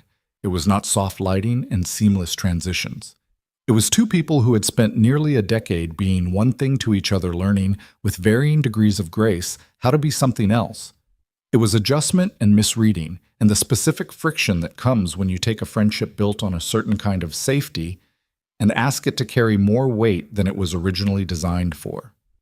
There were good weeks, and there were weeks that weren't. There was the week in February when Mason's project went into crisis. 3 simultaneous client escalations, a junior team member who quit without notice, and a Thursday night where he didn't come home until 10 and didn't call until 9:45. And Victoria had been at his apartment with Lily because Rosa had a conflict, and she'd handled the dinner and the bedtime and the reading of the specific dinosaur book that Lily required read in a specific voice. And by the time Mason walked in the door, she was sitting on the couch with the particular stillness that meant she was managing something. He'd known immediately. I should have called earlier. You should have, she said. Not an explosion, just the plain fact of it. I was in it. I lost track. I know you were in it. I understand that. She looked at him. But I didn't know where you were. I had Lily, and I didn't know what was happening, and I sat here running through scenarios, and... She stopped. I needed you to call, that's all. He'd sat down. You're right. I'm sorry. She'd nodded. And then, because she'd promised herself she would say the true thing instead of managing it. It scared me. Not knowing. I'm still learning what my role is in a crisis you're having. I don't know when to push and when to wait. And tonight I didn't know if you were okay, and I couldn't ask Lily because she's 6, and I didn't want to worry her, so I just... She exhaled, sat here. I'm sorry, he said again. This time without the explanation attached. She looked at him for a long moment.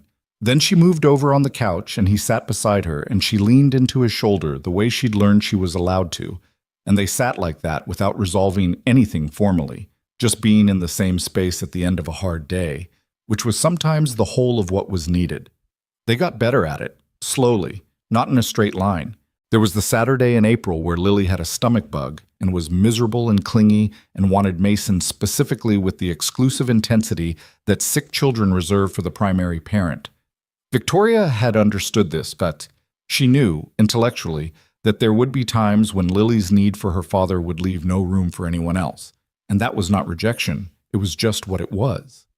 But understanding something intellectually and sitting in the hallway of an apartment listening to a child call for the parent who wasn't her was a different experience, and she'd ended up going home early with a quiet, "Let me know how she is," that came out slightly more clipped than she'd intended.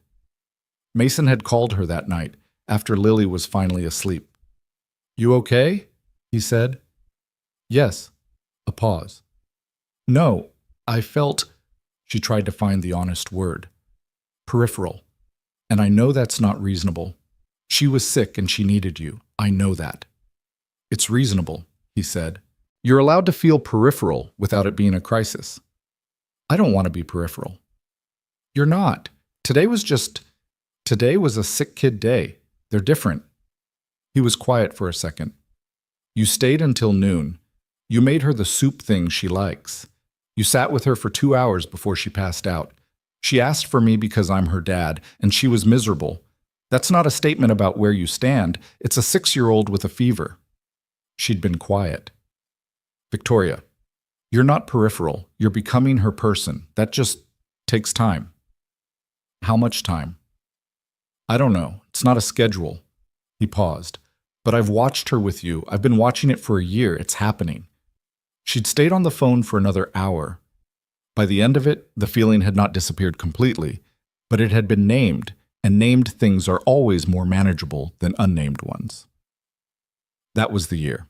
2 steps forward and 1 step back, and the occasional stumble that required a full stop and a proper conversation. They had those conversations. That was the thing that mattered most, looking back. They had them when they were inconvenient, when both of them were tired, when neither of them wanted to be the one to say the hard thing. They'd made a deal on the night after the wedding, and they kept it, imperfectly and repeatedly, and with the kind of effort that doesn't look like effort from the outside, but costs something real from the inside. By summer, Lily had stopped asking whether Victoria was coming over and started assuming she was.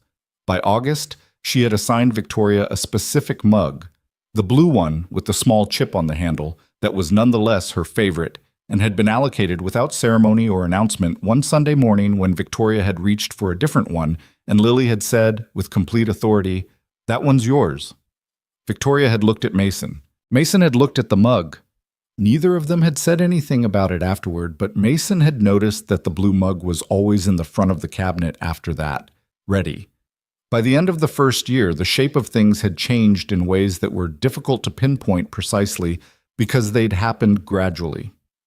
Victoria knew where the spare blankets were, and which drawer held the batteries, and what Lily's teacher's name was, and exactly how Mason took his coffee on mornings when he was stressed versus mornings when he wasn't. Mason knew which meetings drained Victoria, and which ones energized her, and when her silence meant she needed space versus when it meant she needed someone to ask. They'd stopped performing for each other in the small ways people perform when they're still establishing trust, still checking whether the ground would hold. The ground held. Not because it was perfect, because they kept repairing it when it cracked. That was the whole of it. That was the only real secret, if there was one. The second year was quieter and more ordinary and, in many ways, more important than the first. Victoria's lease came up in March. She mentioned it to Mason on a Tuesday evening, casually, the same careful casualness she'd used to mention the wedding invitation 18 months ago. "Lease is up in 60 days, need to figure out the renewal." Mason had looked at her over the rim of his coffee cup for a moment.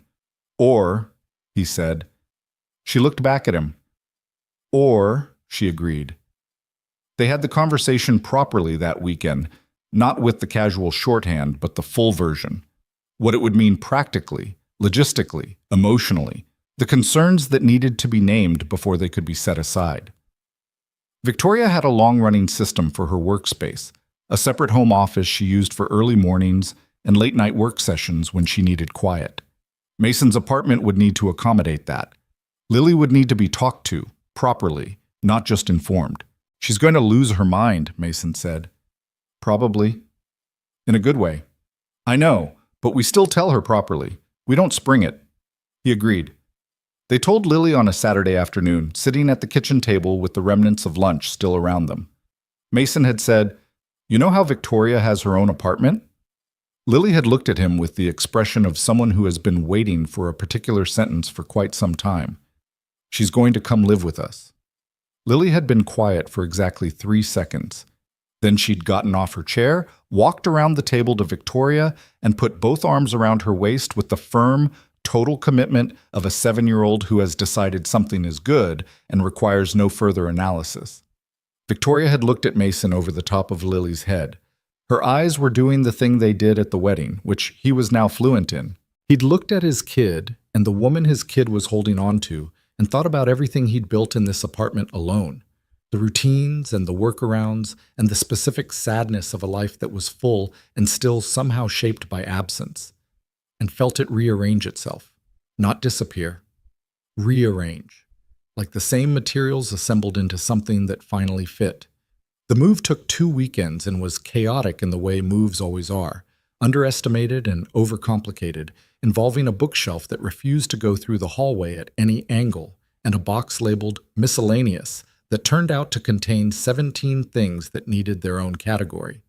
Victoria was methodical about her own things, and slightly horrified by the organizational system of Mason's kitchen cabinets, which she began addressing on day 2 with the contained focus of someone who considers this a professional obligation. "You have 3 can openers," she said, holding them up. "There might be a reason." "There is no reason. There has never been a reason." He took 2 of the can openers without comment and put them in the donation box. She watched him. "You didn't argue." "I've learned." "You've barely learned." "I'm learning." She put the remaining can opener in the correct drawer and moved on. Mason stood in his kitchen watching her move through the space with the focus and mild irritation of someone reorganizing a system that offends her, and thought, this is what it looks like. Not the version he'd been afraid to want, some idealized, composed picture. This, can openers and mismatched boxes and her knowing exactly where things should go and being mildly exasperated that they weren't already there. This was what he'd been standing with his back to for 9 years. He thought, standing there, that the saddest thing about fear is not what it protects you from. It's what it keeps you from having. And you don't always know what you've been missing until the day you stop turning away and look directly at it and find it looking back at you, entirely patient, still there. But by the time the second year finished, they had built something that had its own particular texture. Sunday mornings remained. They were different now, like noisier, more contested for counter space, Lily more present in them. The coffee taking longer because Victoria had opinions about the ratio that she'd been right about from the beginning. Mason conceded this around month 3 of cohabitation and never mentioned it again. They argued. Not often, but when they did, it was real. The kind of argument that comes from 2 people who know each other well enough to hit the actual thing instead of the surface. They'd learned, over time, the difference between an argument that needed to finish that night and one that needed to be slept on. They got it wrong sometimes. They were getting it wrong less. Lily grew. She was 8 by the time the second year ended, taller, more articulate, increasingly opinionated about everything from breakfast to whether her school's reading list was appropriately diverse. She had Mason's jaw and Victoria's directness, and the specific combination of those 2 things was something teachers mentioned at parent-teacher conferences with expressions that contained both admiration and mild apprehension. Victoria attended the parent-teacher conferences. The first time, she'd sat beside Mason in the small plastic chair that was designed for someone considerably shorter and listened to Lily's teacher describe Lily's strengths and areas for growth. And she'd ask questions that were incisive and practical and that Mason could not have formulated because he was too close to it. On the walk back to the car, Mason had said, "You were good in there. I just asked what needed asking. You saw it from the outside. I needed that." She'd looked at him.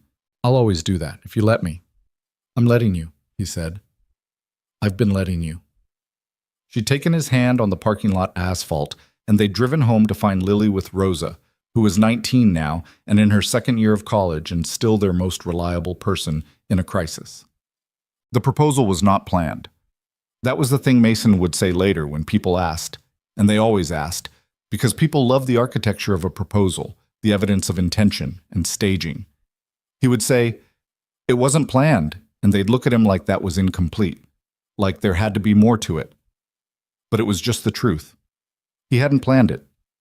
It was a Thursday evening in October, the second October of them living together. Lily was asleep. The apartment was quiet in that specific late evening way, the city doing its low-level background work outside the windows, the kitchen clean, the lamp in the living room doing something warm with the corner it was in.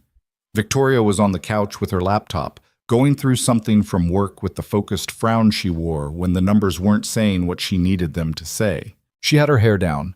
She almost never had her hair down. It was always up for work, for going out, for anything that required presentation. And she was wearing one of his old university sweatshirts that had migrated into her possession so long ago that its original ownership was no longer a live question. Mason was in the armchair across from her with a book he hadn't been reading for the last 20 minutes because he'd been watching her instead. Not in a dramatic way, just the way you look at something you've stopped taking for granted. He thought about the night in his hallway with the call that hadn't ended. He thought about the park bench and the coffee shop and the wedding garden. He thought about the can openers and the blue mug and the parent-teacher conference and every hard conversation they'd had in 2 years that they'd come out the other side of. He thought about Lily calling for him on the sick day and Victoria sitting quietly in the hall and calling him that night and telling him honestly that she'd felt peripheral and the way that honesty had mattered more than any managed version of it would have. He thought about the version of himself that had stood in that hallway with his back carefully turned to the most obvious thing in his life for years and felt something between amusement and tenderness toward that version. It had made sense at the time. It just hadn't been true. He put the book down. Victoria. She looked up from the laptop, registered his expression, whatever it was, and tilted her head slightly. What? He didn't have a speech. He hadn't prepared one. He'd thought about this in a vague, future tense way for months, but he'd never put it in sequence, never arranged it.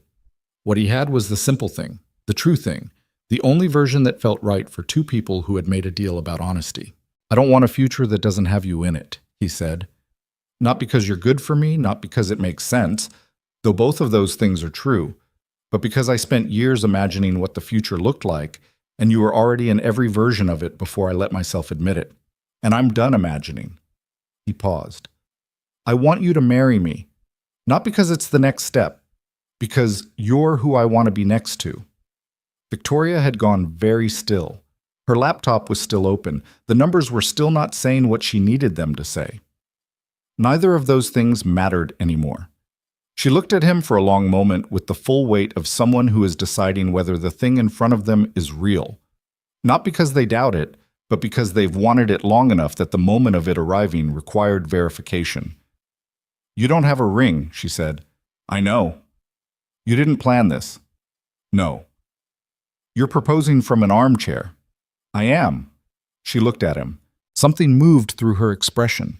The whole long history of it, 9 years and a phone call and a park bench and a wedding garden and 2 years of the ordinary difficult work of building something real, all of it moving through her face in the space of a few seconds.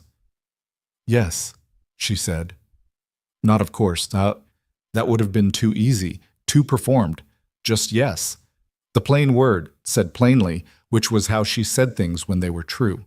He crossed the room and sat beside her on the couch, and she closed the laptop, and they stayed there for a long time without needing to fill it with anything more than what it already was. Later, much later, after the ring had been chosen together on a Saturday, when Lily had insisted on coming and had strong opinions about the settings, and turned out to have genuinely good taste, Mason would think about the word yes and the particular way she'd said it. Not performed, not relieved, just certain. The way she was about things, she'd already decided. She'd already decided, long before he asked. The same way he had. They just needed to stop being afraid at the same time. Well, the wedding was small by the standards of what Victoria could have planned if she'd applied her professional capacity to it. She could have organized something extraordinary. She had the contacts, the vision, the relentless logistical competence. She'd made a deliberate choice not to. 60 people. The venue, a restored building with good bones and real light. Lily as flower girl, a role she'd accepted with the gravity of someone given a serious professional assignment. Lily had taken it seriously. She'd practiced the walk. She'd had opinions about her dress, a pale sage that had been her first choice and everyone else's third, and she'd been right about it, which she'd noted without excessive satisfaction. On the morning of the wedding, she'd been composed in a way that was slightly unnerving for 8 years old, moving through the getting ready process with a calm that made Mason suspect she'd rehearsed this in her head many times. Victoria had gotten ready with her mother and her cousin Renata, who was 4 months pregnant and had cried twice before the ceremony started. Carol was there. Carol was always there. In the front row, with an expression of I told you so satisfaction, so complete it had become its own kind of affection. Mason stood at the end of the aisle in a suit that fit correctly, because Victoria had taken him to be properly measured, which had been its own quietly funny afternoon. He stood with his best man, an old college friend named Trevor, who had given a speech the night before that was approximately 30% roast and 70% genuine, which was the right ratio. He watched Lily come down the aisle first. She walked with complete seriousness, the basket of petals distributed with precise, controlled intervals, eyes forward. When she reached the front, she took her position beside him, looked up, and said in a voice that carried slightly more than she'd intended, "You're nervous." "A little." "Don't be," she said. "She's been ready forever." He looked at his daughter, 8 years old, sage dress, the quiet certainty that had always been the best of both of them. And something settled in his chest so completely it felt like the last piece of a thing clicking into place. Then the music changed.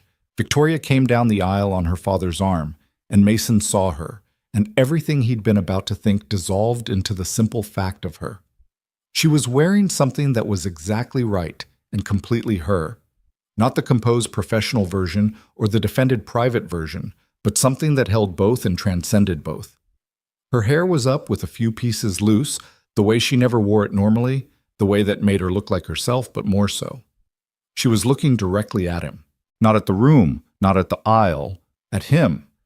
Her eyes were bright, not the elegantly composed bright of a woman determined to hold it together.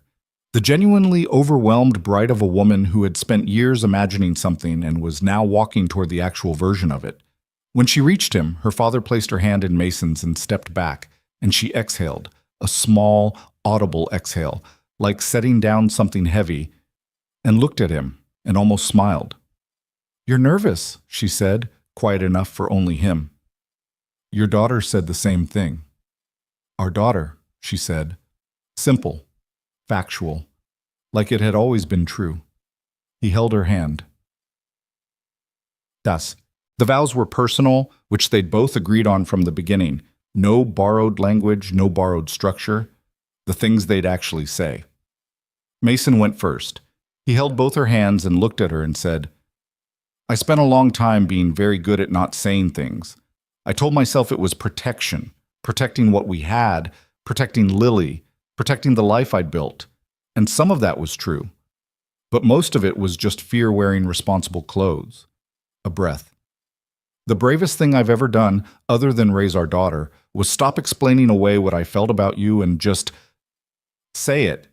And I want to spend the rest of my life doing that. Not perfectly, not without getting it wrong, but honestly, every time." He paused. "I heard something once," he said, "that every future you imagined, I was already there." He felt her hands tighten slightly on his. "I need you to know that the same was true for me. Every version I let myself have, you were already in it. I just needed to be brave enough to stop turning away." She was holding it together with the effort of someone who had promised themselves they would not cry before they finished speaking. She did not entirely succeed. Her vows were shorter because she'd written them 3 times, and the third version had been the shortest and the most true, which was almost always how it worked. She said, "I decided a long time ago what I was willing to risk for you. I decided everything. And then I spent years not acting on it because I was afraid of getting the answer wrong. And then you heard a phone call." She laughed once, brief and wet.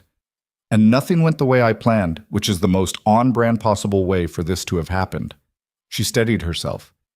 "You are the only person I've ever been fully known by and fully chosen by in the same breath. And I intend to be that for you. Not the managed version, not the capable version, the whole one, for as long as you'll have it." She stopped. "Also," she said quieter, "I want to note for the record that I have excellent instincts, and this was always going to work out." The room laughed. Mason laughed. He was also, quietly, not entirely dry-eyed, which he would acknowledge to exactly one person later. Trevor, who would keep it to himself. He kissed her before the officiant quite finished, because he'd been waiting long enough, which got its own laugh from 60 people who had all, in some way, been waiting too. The reception was the kind that starts with intention and ends with shoes off, and Trevor doing something inadvisable on the dance floor. Carol danced with Lily. Victoria's mother held court at a corner table and cried periodically without apology. Renata and Paul were there, still radiantly happy, the dropped ring story now polished to its final form. At some point in the evening, Mason found himself standing at the edge of the room with a drink, watching. Victoria was on the dance floor with Lily. Not a slow song, something with more energy, and Lily was teaching Victoria a move that had no formal name and required significant commitment.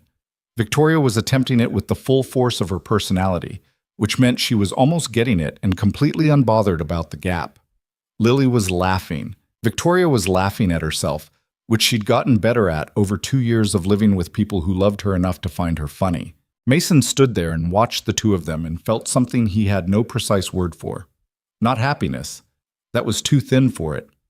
Not relief. That was too small. Something more like the specific, quiet satisfaction of a person who had been afraid of the right thing and walked toward it anyway and found on the other side that it was exactly what it had looked like from a distance. He thought about the person he'd been before Lily, the person he'd been after Danielle left. The years of building something careful and controlled and genuinely good, but small in a specific way. Small because he'd kept the edges managed, kept the risk contained, kept the most important things at a careful remove.